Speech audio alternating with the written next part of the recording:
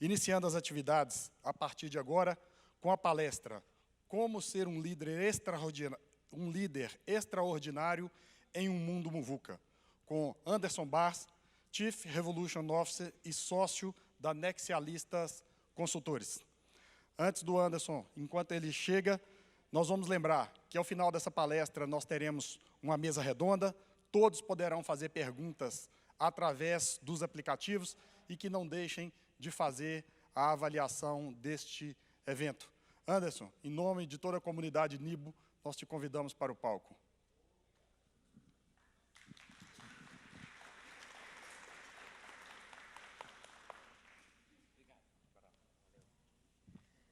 Bom, muito obrigado pela recepção. E aí, gente, tudo bem com vocês? Prazer em conhecê-los. Meu nome é Anderson Bars. E é sempre um desafio muito grande falar depois, né, de pessoas como Bernardinho e todos esses. Mas eu prometo que vou fazer o meu melhor, né? Vamos ver se a gente vai conseguir chegar no resultado que a gente quer, né? Bom, como ser um líder extraordinário em um mundo muvuca, né? E a gente vai entender um pouco mais a respeito disso. A gente vai descobrir aqui juntos que muvuca é ciência, meus amigos. Bom, para começar, né, aqui o nosso bate-papo, deixa eu me apresentar, né? Deixa eu nos apresentar antes de mais nada, né? Eu sou de uma empresa que se chama Nexialistas, né? E é sempre muito curioso, as pessoas habitualmente não costumam ouvir esse nome assim com tanta frequência, né? Nós somos uma empresa super jovem, jovem no jeito de pensar, jovem no jeito de idealizar projeto, idealizar soluções. Já eu conto um pouquinho mais daqui o que a gente faz. Não necessariamente jovem na idade das pessoas que representam, né, essa empresa, como vocês podem muito ver aqui no palco, né? E aí, eu estou aqui com a minha colega Luciana Alves, que está ali no fundo, né? Lu, um tchauzinho ali para todo mundo. E a gente veio aqui para que a gente possa bater um papo a respeito de liderança, né? Mas antes disso, o que significa, né, nexialismo, nexialista? Porque isso tem muito a ver com aquilo que a gente acredita, com o nosso propósito, com o nosso ideal de valor, né? Quando a gente fala aqui a respeito de nexialismo, nexialista, esse é o nome que batiza a nossa empresa, mas no final das contas, a gente não inventou isso não, né? A gente já foi beber da fonte, de uma fonte que já existia desde a década de 40. A primeira vez que se ouve falar a respeito do nome, né, da terminologia nexialistas no mundo, foi lá na década de 40 do século passado, numa história assim, super geek, né, super nerd, porque era um livro de ficção científica, né? O nome do livro era The Voyage of the Space Beagle, né? A viagem do Beagle pelo espaço. Beagle era o nome da nave, inclusive. E o que acontece nessa história é que eu tinha um grupo de tripulantes, cada um com a sua especialidade, químicos, físicos, matemáticos, biólogos e assim por diante, e eles tinham a missão de achar um planeta novo, porque a Terra estava sucumbindo, né? A Terra estava sucumbindo e aí eles saíram, né, numa exploração espacial em busca de um novo lar para a humanidade. E no meio dessa história, o autor colocou um protagonista que era um rapaz super jovem, mas que não era especialista em absolutamente nada. Por quê? Quando os problemas aconteciam nessa história, cada um dos especialistas saía ali para a sua zona de conforto e não conseguia resolver o problema. Esse rapaz, que era o protagonista, ele tinha uma habilidade de juntar as pessoas com habilidades diferentes, juntar as pessoas com conhecimentos diferentes e direcionar todo mundo para o resultado. Ele fazia nexo entre as pessoas. E por ser um exímio fazedor de nexos, é que o autor chamou esse cara de nexialista. É isso que a gente faz no nosso dia a dia, né? A gente tem todo esse mindset de startup como um Nimbo também. Somos uma organização muito jovem. A gente começa, né, numa sala de coworking em 2015, novembro de 2015, auge da crise no mercado brasileiro. Deixamos as nossas carreiras e as nossas cadeiras quentinhas, né, de executivos atuando na Europa para começar uma empresa do zero no Brasil, e o mercado nos surpreendeu muito positivamente. A gente aprendeu, eu e o Alberto Reutemann, né, que foi o sócio fundador da Nexialistas junto comigo, que a gente não sabia fazer plano de negócios porque a gente errou drasticamente tudo que viria a acontecer, né? O que acontece é que, num mês, a gente já superou o plano de negócios que a gente havia previsto por um ano inteiro. A gente começa essa empresa com 2 pessoas em uma sala de coworking, a gente fecha o primeiro ano da nossa operação, já com um time de 40 pessoas e projetos com as principais companhias nacionais. A gente vai para o segundo ano e a gente dobra o nosso faturamento. A gente já no segundo ano tem um time com 100 pessoas, projetos nacionais, projetos Latinoamérica, projetos globais, já atendendo a clientes como Bradesco, Itaú, Google e as principais contas, né, do mercado nacional e internacional. E aí, no ano passado, a gente recebeu, inclusive, um aporte de um fundo Venture Capital que se interessou por esse movimento de rápido crescimento que a gente teve. Então, hoje a gente faz parte de uma holding global que lida com o desenvolvimento de gente. Foi essa a história que a gente conseguiu fazer acontecer em 3 anos da nossa existência, porque a gente acredita muito nisso que a gente vai falar aqui para vocês. Então, tudo que a gente está fazendo aqui é o nosso propósito. O nosso propósito é desenvolver gente. Nosso propósito como Nexialista é juntar gente para que a gente consiga direcionar essas pessoas para o resultado, né? Então, quando a gente fala a respeito do que a gente faz, independente dos tipos de projeto nos quais a gente atue, a gente quer formar um mercado cada vez mais com gente com capacidade para fazer isso acontecer, né?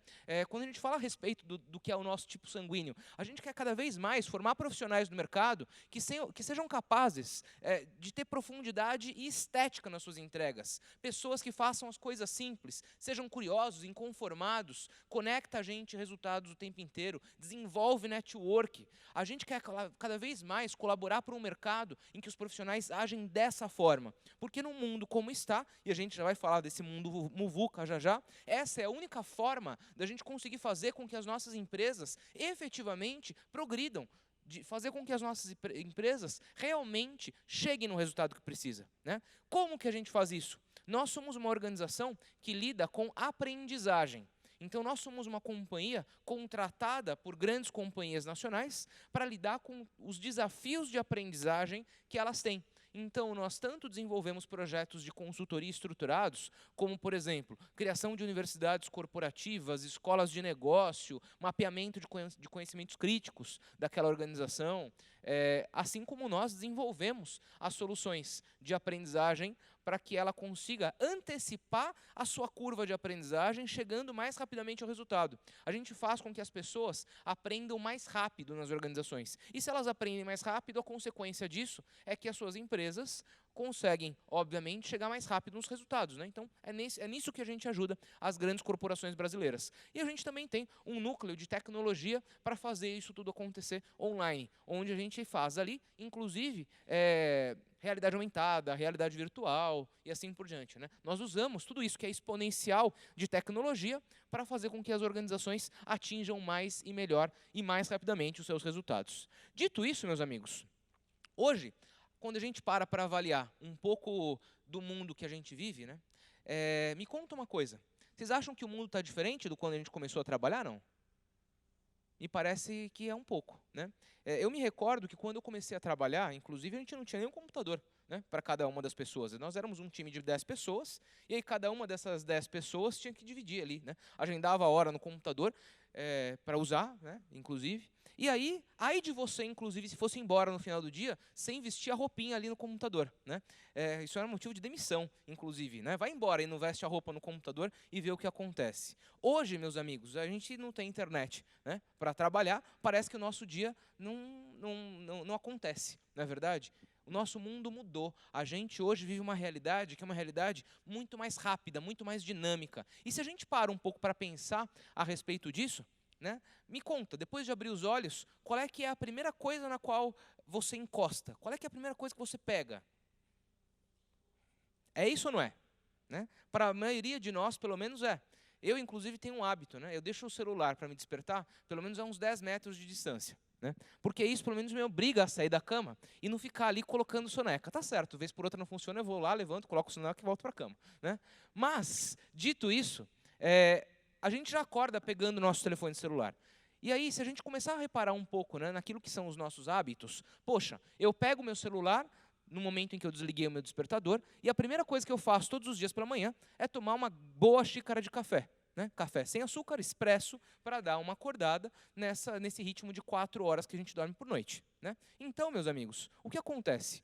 No caminho entre sair da cama e ir até a minha primeira xícara de café, eu já vi o que aconteceu no WhatsApp, eu já vi as notificações do Facebook que chegaram, eu já tive a oportunidade de ver os e-mails que chegaram do nosso time aí espalhado pelos 4 cantos do mundo, e já me antenei das principais notícias que aconteceram enquanto eu dormia.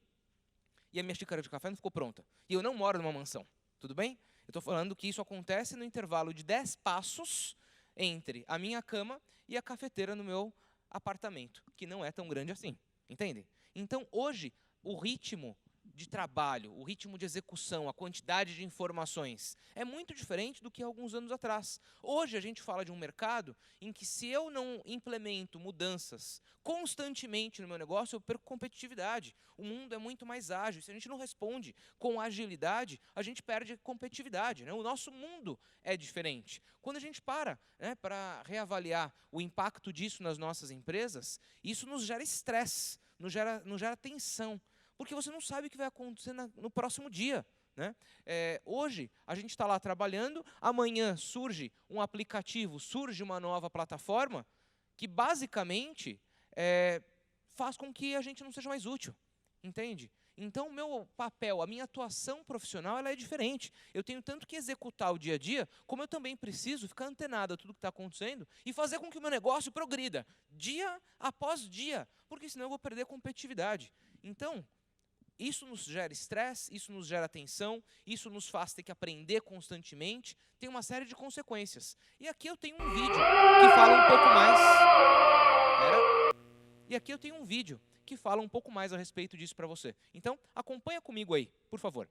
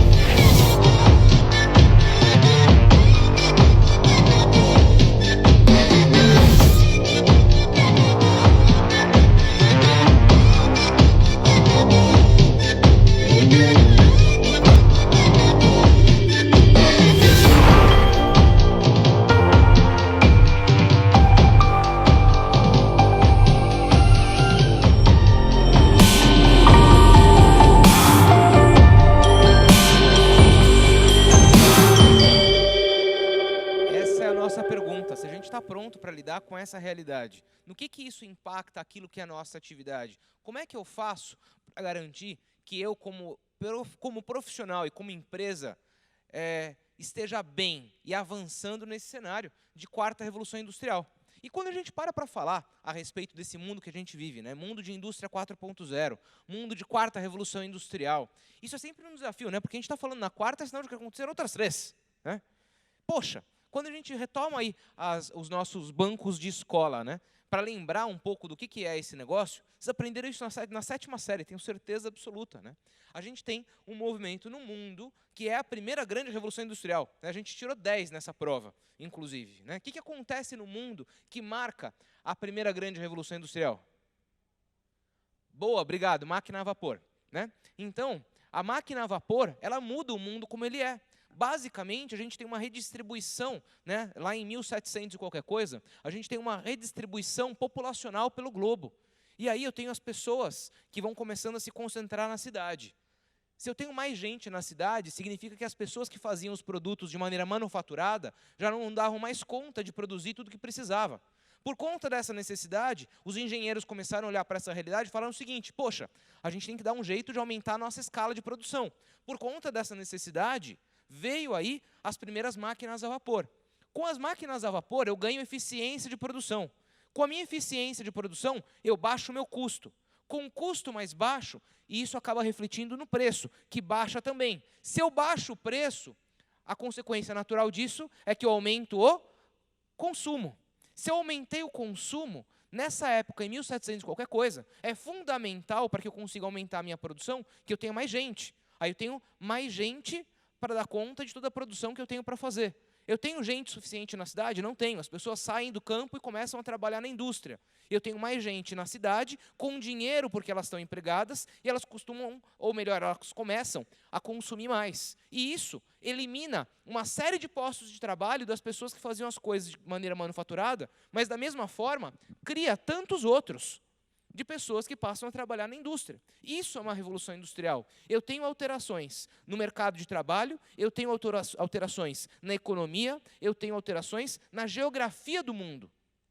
E a gente já viveu isso 4 vezes. Isso acontece exatamente desse jeito na primeira revolução industrial, na segunda, que é quando se inventa a energia elétrica. De novo, eu mudo todos os processos produtivos, eu ganho mais eficiência junto com a indústria de energia. Eu passo a ter mercados que antes sequer existiam, junto com a energia elétrica. Vem mercado de telecomunicações, vem mercado de geração, distribuição, comercialização de energia, junto com a energia elétrica. Vem TV, vem rádio. Tudo isso acontece por conta da criação de energia. Terceira revolução industrial. Todos nós aqui já éramos vivos nessa época, começo da década de 90. A gente estava lá, eu no caso, né, no trabalho, e aí alguém chega e fala: olha, a gente passou agora aqui no escritório a ter um negócio diferente, que se chama internet. Né? A gente passou a ter internet. E a internet mudou de novo o jeito que o mundo era. Porque junto com a internet vieram várias indústrias. Né? Se a internet não tivesse existido, o Nibo hoje não existiria. Pelo menos não com as características que tem. Entende? Então, junto com a internet, vieram todas as empresas que a gente chama de nativas digitais. Amazon, Facebook, Google, que são empresas que dependem da internet, e a internet mudou o nosso jeito de trabalhar. A internet aproximou o mundo. Eu falo hoje com alguém que está em outro lugar do mundo, por conta de todo esse mecanismo, mudou o padrão de consumo das pessoas. Antes a gente comprava coisas em lojas, e a gente começa a consumir online. De novo, a internet mata um montão de postos de emprego, mas na mesma proporção, cria tantos outros. E a gente está vivendo isso agora, nesse exato momento. É a tal da quarta revolução industrial. Só que ela é um pouco diferente. Qual que é a diferença dessa vez? Que agora, a gente foi dormir à noite, aí um rapazinho no interior da Polônia, que estava um pouco sem sono, sem saber ali o que direito fazia, e aí ele sabia programar. Ele inventou um aplicativo, porque ele identificou na população uma determinada demanda. 2 dias depois, aquele aplicativo foi publicado. 4 dias depois, aquele aplicativo começa a ser baixado. 1 mês depois, ele é o aplicativo já com o maior número de downloads. 2 meses depois, ele já matou alguma indústria que dependia daquilo que ele fazia. Só que, diferente das outras revoluções industriais, que a gente tinha um salto tecnológico e aí acabava colhendo os frutos disso durante décadas, agora tudo isso acontece do dia para a noite. É por isso que a gente chama essa revolução industrial de era exponencial, porque essa curva ela deixou de ser uma escala e ela passou a ser exponencial. Ela não tem fim.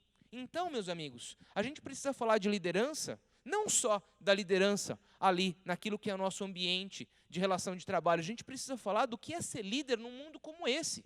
E aí as competências e habilidade do líder mudaram. E eu preciso fazer mais coisas para ser competitivo como líder nesse tipo de ambiente. Olha aqui um exemplo de tudo isso que eu estou falando. O telefone levou 75 anos para chegar a 50 milhões de usuários. Por sua vez, eu estou falando que o rádio levou 38, que a televisão levou 13 anos, que a internet levou 4 anos para chegar em 50 milhões de usuários. Eu estou dizendo para vocês que o iPhone levou 3 anos para chegar em 50 milhões de usuários. Não bastasse isso, a gente tem aqui o Instagram, que levou 2 anos para chegar em 50 milhões de usuários. A gente tem o Angry Birds, que levou 35 dias para chegar nos 50 milhões de usuários. E a gente tem aqui esse cara, ó, Pokémon Go. Quem chuta quanto tempo que eles levaram para chegar nos 50 milhões?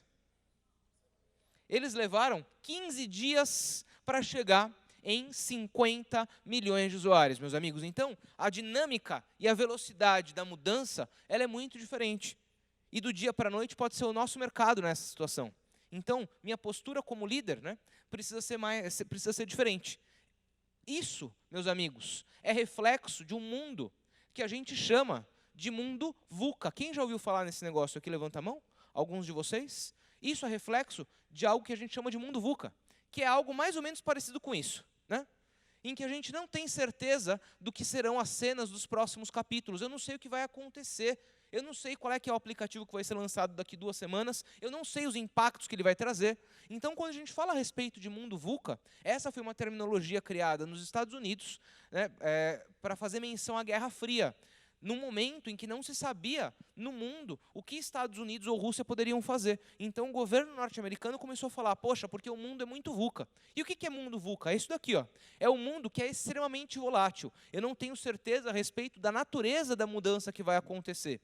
O mundo, ele é extremamente incerto. Eu não tenho certeza de absolutamente nada. E eu preciso tomar decisão num cenário de incerteza. O mundo é absolutamente complexo e o mundo é ambíguo. Eu tenho imprecisão a respeito da realidade. Eu tenho pessoas me falando coisas diferentes. Vem um, me diz tal coisa, vem outro, me diz tal coisa, e aí? Qual que eu devo seguir? E é nesse mundo que a gente precisa sobreviver. É nesse mundo que a gente precisa ser competitivo, é nesse mundo que a gente precisa gerar negócio. E isso cada vez é um desafio maior, né? E aí a gente costuma dizer lá na Nexialistas que o mundo não é só VUCA, né? A gente diz que ele é MUVUCA. Por quê? Né?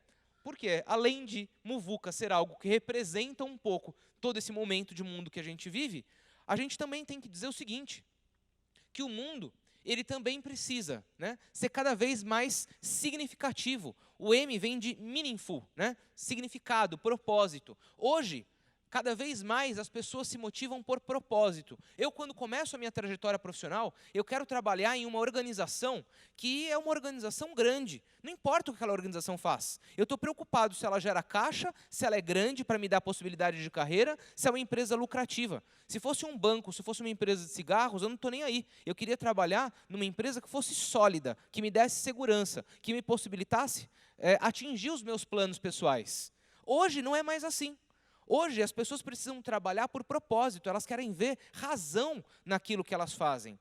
Então eu tenho hoje o mercado de trabalho, principalmente entre os jovens, em que ele opta por trabalhar no Uber e não trabalhar num grande banco, porque ele se identifica com o propósito daquela empresa. Por mais que o Uber esteja dando prejuízo ano após ano no mundo inteiro. Eu prefiro trabalhar por propósito do que simplesmente trabalhar numa empresa com a qual eu não me identifico. E é por conta disso que a gente precisa repensar o propósito das nossas empresas, porque senão a gente não vai mais conseguir atrair gente para trabalhar conosco. E além disso, o mundo é universal. Por quê? O que acontece na China 2 horas depois traz impacto no Brasil. Se desmoronar uma barragem numa indústria mineradora aqui no Brasil, 1 hora depois aquilo já afetou as ações dessa empresa no mundo inteiro. Então é assim que a coisa é. O mundo está cada vez mais deste jeito. E a gente precisa ser profissional que reage nesse cenário, né? E é por isso, meus amigos, que a gente precisa falar a respeito de liderança, né? Quais são os desafios que um mundo como esse traz para quem é líder? E é sempre muito curioso, né? Porque a gente acha que liderar é alguma coisa que você vai aprendendo enquanto faz. E eu queria compartilhar uma história com vocês. Por quê? Eu tenho a oportunidade de me tornar líder extremamente jovem. Inclusive, isso foi um tiro fora da curva na empresa na qual eu atuava. Eu assumo minha primeira posição de liderança aos 22 anos de idade. Inclusive, na minha visão, aquilo foi uma loucura cometida pelo meu chefe na época. Mas eu assumo uma equipe comercial aos 22 anos de idade, né? Aquele menino prodígio todo cheio de si, achando que sabe lá alguma coisa, lê do engano, na verdade. E aí eu assumo uma primeira equipe comercial, nós éramos em 40 equipes pelo país inteiro, e eu falei, vou tirar isso de letra, né? Eu não levava, nem, inclusive, em conta que eu tinha gente que estava na minha equipe, que tinha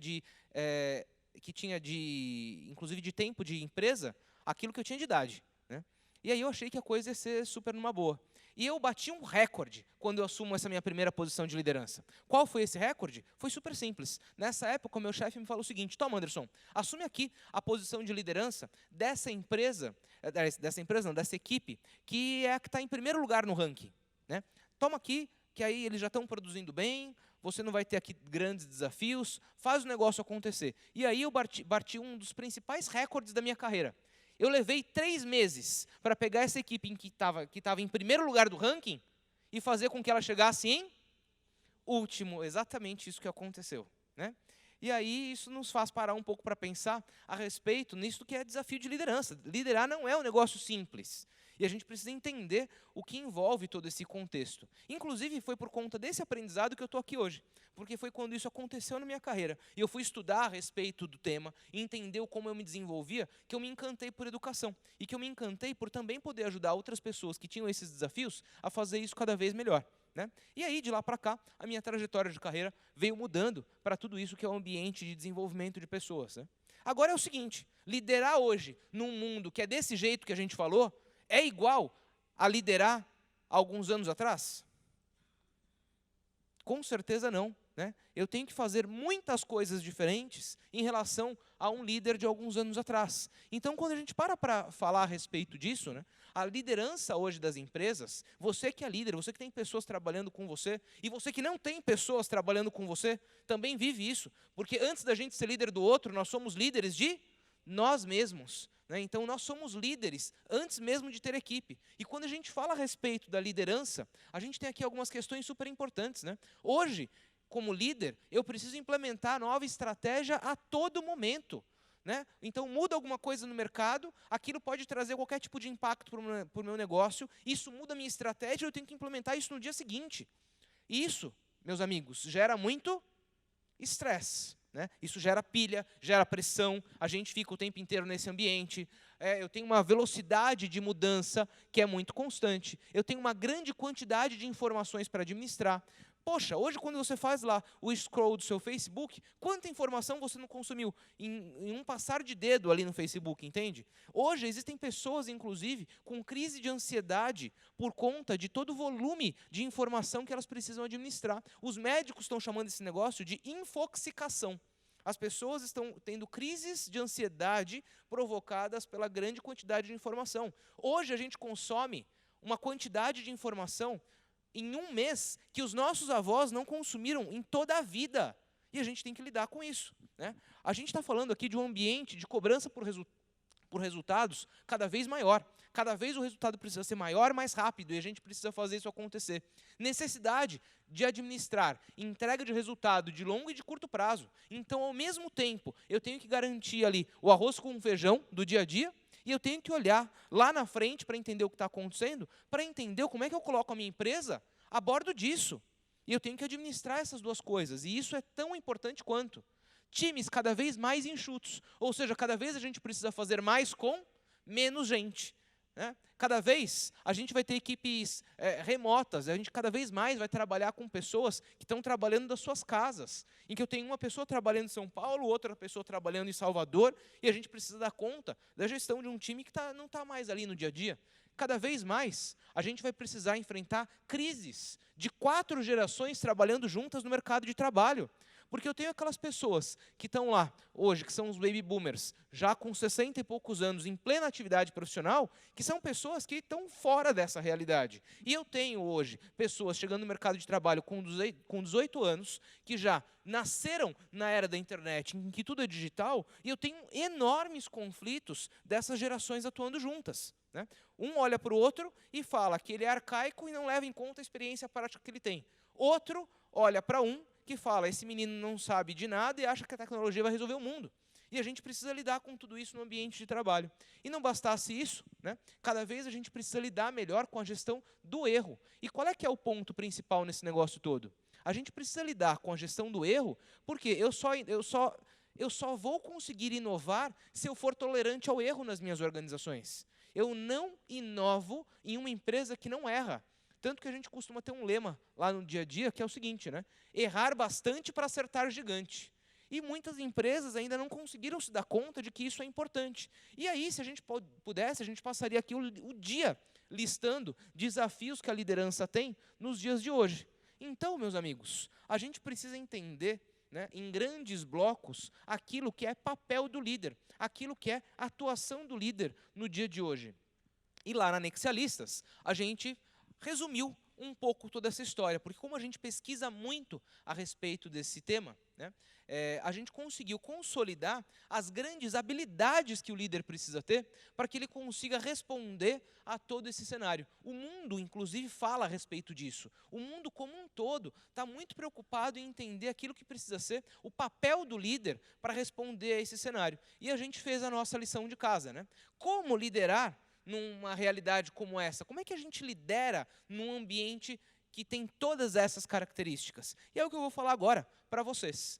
A gente está falando de um líder, meus amigos, que precisa ser extraordinário. O que é um líder extraordinário? É um líder que não é ordinário, é um líder que não é comum, ele foge da média, ele foge do comum. O que se espera do líder hoje é que ele não esteja apenas preocupado em entregar aquilo que é o dia a dia. A responsabilidade aumentou. Da mesma forma que eu preciso entregar aquilo que é o dia a dia, eu sou um agente que tem que provocar a minha organização para que ela continue competitiva em todo esse ambiente complexo que a gente viu. Então não basta mais fazer que aquilo que é o resultado do meu dia a dia aconteça. Isso é uma das coisas que eu preciso fazer. Só que eu tenho uma série de outras para fazer acontecer também, para que eu seja um bom líder. E é sobre elas que a gente vai falar aqui, meus amigos. Primeira coisa, o líder extraordinário, ele inspira o time.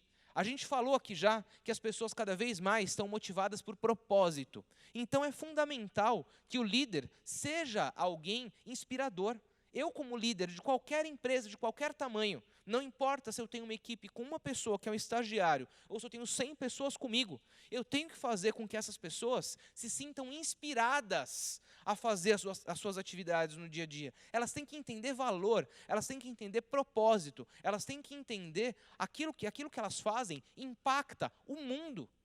E é nosso papel como líder fazer com que isso aconteça. E quando a gente fala a respeito disso, é muito simples dizer, né? Ah, poxa vida, Anderson, que legal, né? O líder precisa ser inspirador. Tá, como que um líder é inspirador? Um líder é inspirador da seguinte forma. O líder é inspirador através de algo que se chama propósito. Propósito, a gestão do propósito é a ferramenta fundamental da liderança. E para falar de propósito, eu trouxe esse cara aqui, que se chama Viktor Frankl.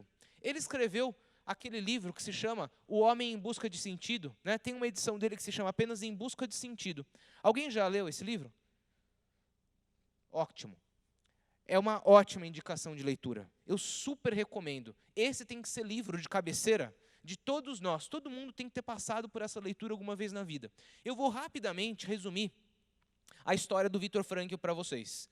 Ele, né, é um psicólogo austríaco, na verdade, e ele passou a vida inteira, né, estudando mulheres suicidas.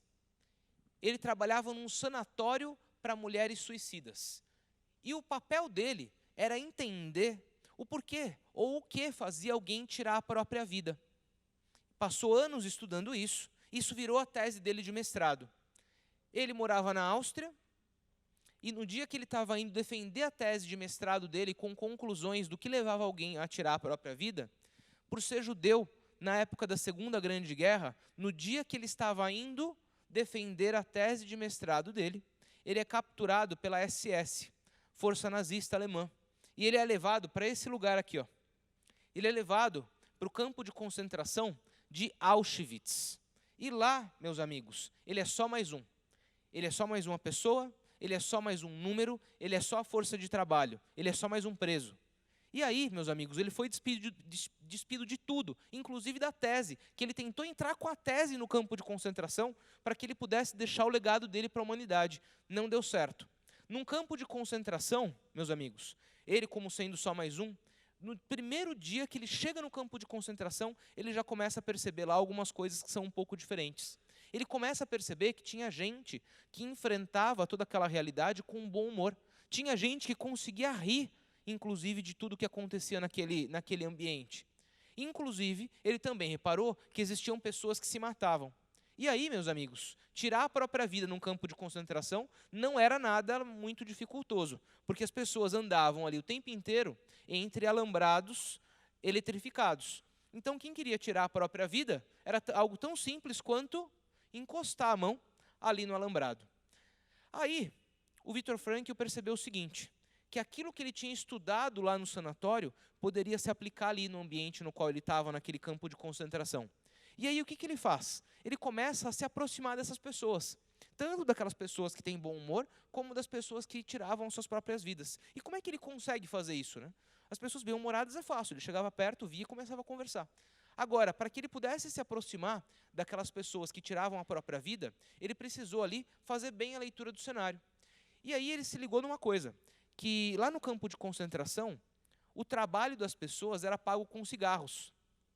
Só que aqueles cigarros não eram para ser fumados. O cigarro era moeda corrente. Então eu trocava os cigarros que eu ganhava pelo meu trabalho por uma migalha de pão, por um banho, por um corte de cabelo, por uma bota nova. E aí ele percebeu o seguinte, que as pessoas que estavam já prestes a se matar, ao invés de usar o cigarro como moeda corrente, elas fumavam os seus cigarros. E ele começou a se aproximar das pessoas que estavam fumando, porque ele entendia que eram pessoas que dali a pouco iam tirar suas próprias vidas.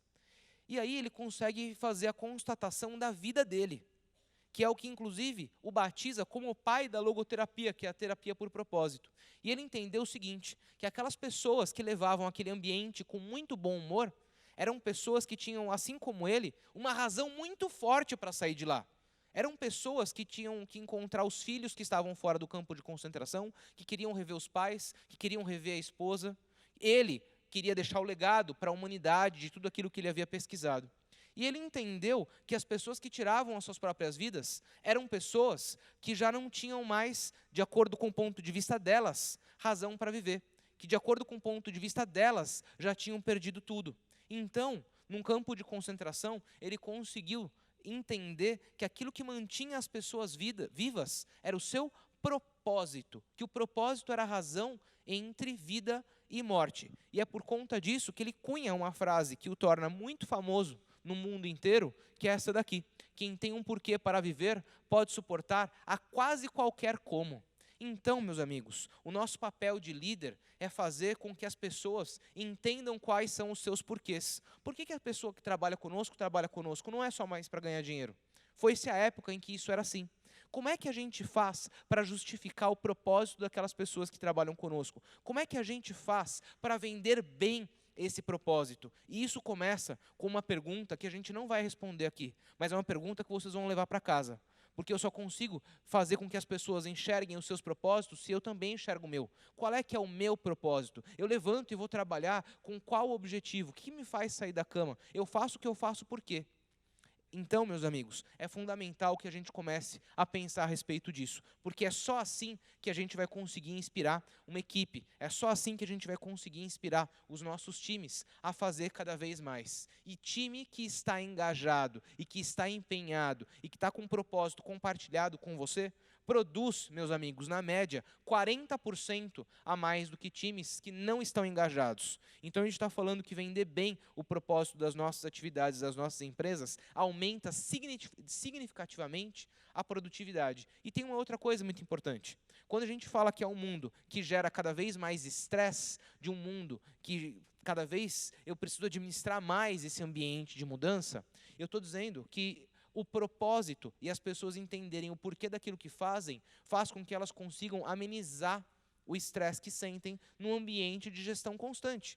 Porque, de gestão não, num ambiente de mudança constante. Porque essa é a única certeza que a gente tem. O mundo será cada vez mais dinâmico. esse dinamismo vai gerar cada vez mais estresse. Eu só consigo suportar isso bem se eu entendo o porquê que eu faço o que eu faço. Então é fundamental que nós saibamos inspirar gente. Além disso, o líder, que é o líder extraordinário, ele desenvolve o time. Durante muitas décadas, a gente ficava vivendo aquela realidade na qual o líder ele não quer compartilhar, ele não quer desenvolver, porque ele fica com medo de perder o dele. Né? O líder que não desenvolve o time jamais vai ser preparado para assumir novas posições. O líder que não desenvolve alguém para ir para a cadeira dele, jamais vai ser capacitado para ir para alguma cadeira. Então é fundamental que o líder desenvolva o time. E olha só o que acontece quando a gente investe nessa relação. O líder que passa pelo menos 6 horas por semana dando atenção para temas relacionados ao desenvolvimento, é um líder, né, que quando comparado com alguém que só passa 1 hora por semana junto com o time, é um líder que consegue 29% pessoas mais inspiradas, 30% pessoas mais engajadas, 16% pessoas mais inovadoras e 15% pessoas mais motivadas. Então, o líder que desenvolve o time, além de se preparar para assumir novas posições, é alguém que também consegue mais resultado daquilo que é o dia a dia. O líder extraordinário, ele tem capacidade de articulação. Porque no final das contas, meus amigos, o mundo hoje ele precisa ser mais ágil, ele precisa ser mais dinâmico. Então, quando isso acontece, eu não tenho mais tempo de processar a mudança durante muito tempo. Poxa, a gente vai pensar do zero um software aqui para um desafio que a gente tem. Quando o software ficar pronto, ele já não faz mais sentido. As coisas hoje precisam ser cada vez mais ágeis. É por isso que se fala o tempo inteiro em metodologia ágil de gestão. Eu falo a respeito de Scrum, eu falo a respeito de Design Thinking, eu falo a respeito de Lean Startup. O mundo está falando o tempo inteiro a respeito de metodologia ágil de gestão, porque a gente precisa fazer com que as nossas organizações respondam com velocidade para todo esse mundo que a gente viu aqui. E olha só como o mundo está falando a respeito disso. A gente está falando que isso é capa da Harvard Business Review, isso é capa da Você RH desse mês, da HSM Management. Todo mundo está falando que o mundo precisa ser mais ágil. E eu, como líder, favoreço a agilidade da minha organização se eu consigo ter bons combinados, se eu consigo fazer com que a palavra valha mais que o e-mail, se eu levanto e vou rapidinho ali falar com o meu colega e a gente consegue resolver algo do que aquelas trocas de e-mail intermináveis para resolver o problema que se arrasta por uma semana inteira. O mundo precisa de mais agilidade. A agilidade só se faz com a capacidade de articulação do líder e dele conseguir fazer bons alinhavos. E por fim, meus amigos, a gente está falando que o líder ele tem que fazer isso tudo sem deixar de executar aquilo que é o dia a dia. Então, esse é o nosso papel. Nosso papel é fazer tudo isso acontecer e garantir que o dia a dia também seja entregue. Né? E aqui alguns dados para vocês a respeito disso. Né?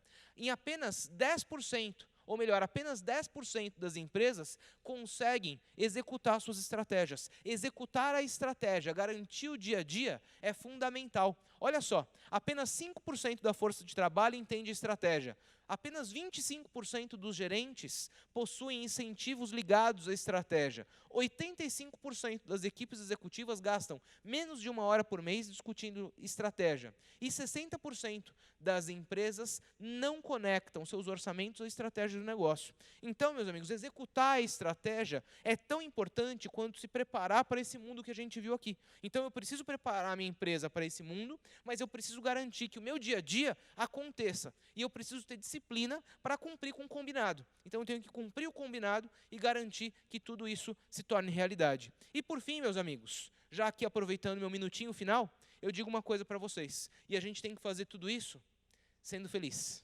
A gente tem que fazer tudo isso estando bem. A gente tem que fazer tudo isso gostando daquilo que a gente faz, entendendo valor naquilo que é o nosso ambiente. Hoje, meus amigos, sabe qual é que é o curso mais concorrido de Harvard? O curso a respeito de felicidade. E a felicidade que é estudada mundo afora, ela tem um impacto muito grande naquilo que é o resultado das organizações. Para ser feliz, a gente precisa se identificar com aquilo que a gente faz. Para ser feliz, a gente tem que entender que lidar com todo esse ambiente faz parte. Para ser feliz, a gente tem que encontrar o nosso propósito. E é com isso, meus amigos, que eu agradeço imensamente aqui os minutos que passamos juntos. E aí fica o meu muito obrigado. Valeu!